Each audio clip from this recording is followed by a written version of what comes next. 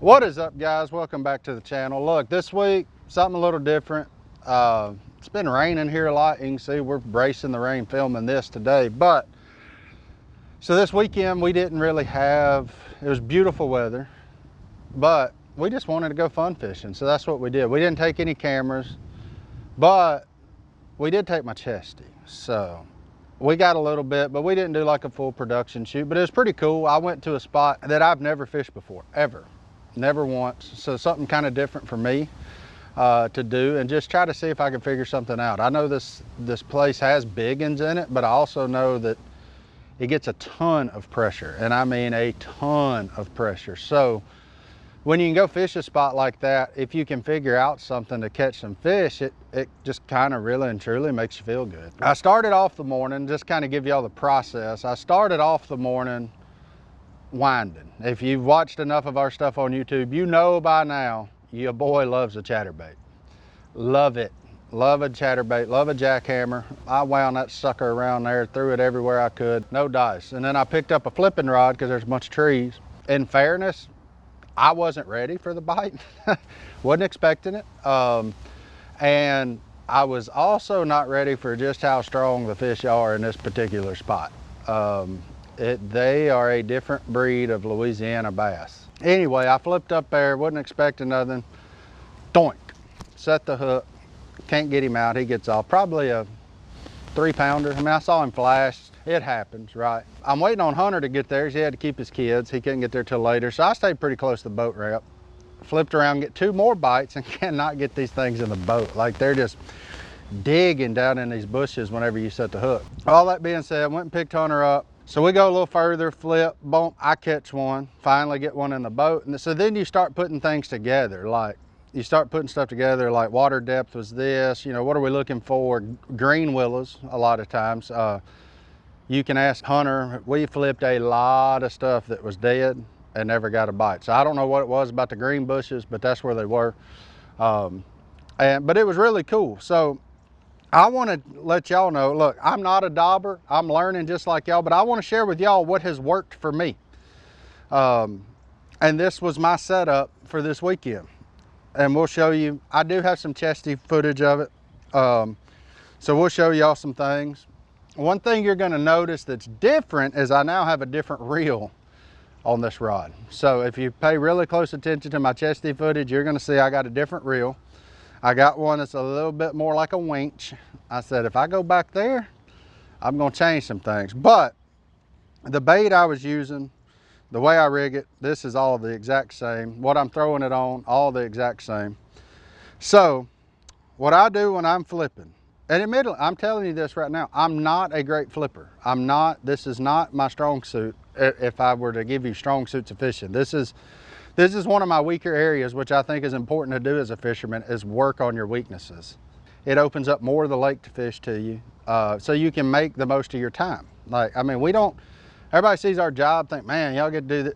Look, when we go fishing, we have to make time to go fishing. We don't just get to say, hey, it's Tuesday, let's go fishing. That doesn't exist. So we still have a job. But anyway, the first thing I do is I put a bobber stop on it when I'm flipping, because I want this bait to be as compact as possible. So I got a little bobber stop. Now I know there's a lot of people that use a lot of different methods. You can peg it with a toothpick. You can do 100 different things. I prefer a bobber stop. Life is easy to rig up on the boat, consistent. It'll keep everything down. The weight I'm using, or I was using this particular day, was a 3/8 ounce tungsten, Woo tungsten. I don't have any affiliation with them. The thing that drew me to them was actually two things. First, if y'all seen me wear the Deer Fishing I Love You t-shirt, I found that perusing the internet one day. I was like, man, that's a cool company. I can get behind that. Two, and a lot of people do it now, but they print the size of the weight on the weight. So like, there's never any questions. I can look through my box, like, oh, 3/8, that's what I'm looking for. So this is a 3/8 ounce sinker.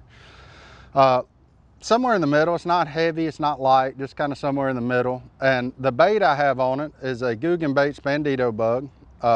This color is Blue Baby. I like it this time of year. Bluegill are spawning. It mimics a bluegill really well. And I have a 4/0 Owner Jungle flipping hook on it. I'm telling you all this, guys, none of these are sponsored affiliations. This is just stuff that I found that works for me. Some of it came suggestions from buddies. You know, I've got buddies that fish a lot and make a lot of money doing it. So I glean information off of them, and then I try to put it into practice for myself. So that's my bait setup right there. Pretty simple, right? I mean, not a whole lot to that. I throw it on 20-pound fluorocarbon, 20-pound vicious fluorocarbon. The Pro Elite fluorocarbon is what I have on here. And then just your standard Texas rig. Run through, pop the tip of the hook back in. That way when a fish bites it, pop, he's on there. And you're good to go. This reel here, I went up.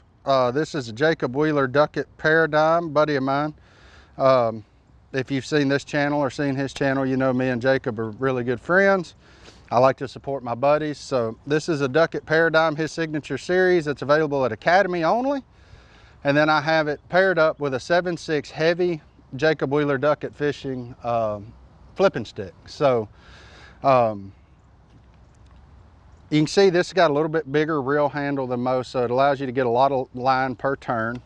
And I'm really looking forward to using this setup. I have not used this reel. In fairness, for this application, I have used this reel in other applications and it works swimmingly. So I have no doubt that that'll help doing what I'm trying to do. But that is probably my #1 flipping bushes, go-to setup, day in, day out. I'm gonna give you another option here because the water we were flipping, it's been raining a lot.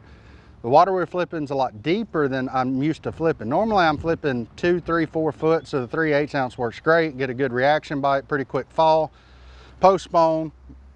That's all you're looking for. Next time I go up there though, I got something a little different. So I've got this guy. This is the reel I was using, so I know the reel will work just fine. It too has 20-pound vicious fluorocarbon on it, but I have a heavier weight on it. I got a 1/2 ounce weight on it. Same setup, 4/0 owner jungle flipping hook, same bobber stop.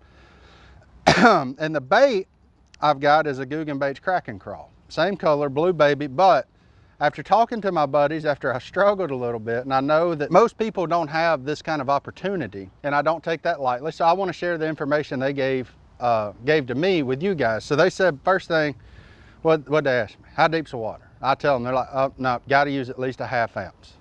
Falls quicker, gets that reaction bite. Post-spawn fish, apparently all you're going for is reaction bites. So when you're doing this kind of deal. So, and they said when you're flipping stuff that thick, if you can get something a little more compact, it'll go through the branches a lot easier. So that's why they said suggested a crawfish or a tube. So I'm going with a crawfish in the same color, made by the same company.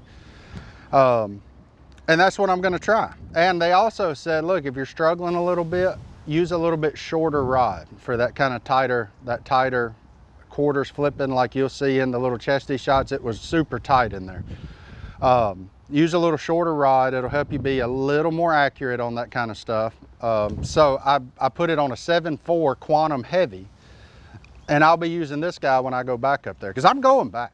You saw the fish, or you're seeing the fish as we're going through this. I'm going back to that pond because there's giants in it. But anyway, that's what they tell me to do. I listen. The one thing they told me to do that I didn't do, and I probably should, is to swap to 25-pound fluorocarbon. But I was very happy with how my 20-pound fluorocarbon performed. I had no issues with the line. You will see that I get one big one that breaks me off, not the line's fault whatsoever. A gust of wind came in, blew my boat on top of where the fish had me pegged in the bush. I had so much tension on it, as soon as the boat touches the line, like cutting it with a pair of scissors. That's not the line's fault. It's not anybody's fault. That's just what happens. Like, that's fishing.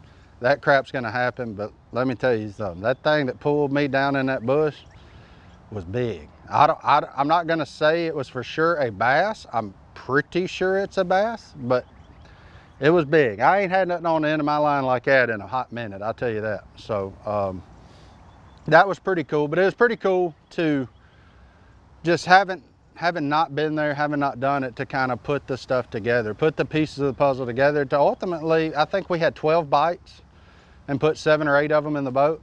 I would consider that a successful day fishing on a body of water that you have no experience on whatsoever. I just fish my gut. Like, you know, from knowing what I know about fish, especially in kind of stagnant environments like this place is, it's basically a big pond. So there's not any current, so to speak, in it. So I just got to where the wind was blowing.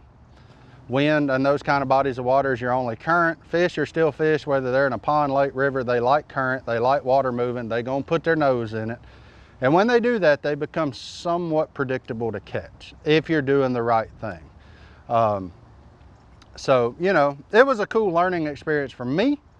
Hopefully you guys have learned a little something from this video, trying to help you out, trying to make lemonade out of lemons, so to speak, since all we have is 3 or 4 catches on a chesty. You know, and on a day that honestly was just for fun fishing. That's all we went for. We didn't go to film anything. We just went to have fun because we love it. You know, it's just part of it. Like, I'm gonna fish whether we got a camera or not, but I do keep my chesty with me. So, so hope you guys have enjoyed this. Look, if you have any questions, pop them down below. If you want to see more videos like this, let us know. If you don't, and you just want to see us catching fish, let us know that too. Look, we're here to serve. We want to make this channel for you guys, not for ourselves. So pop us something down there. Let us know what it's about. Look, remember to subscribe. We appreciate you guys. See y'all next time.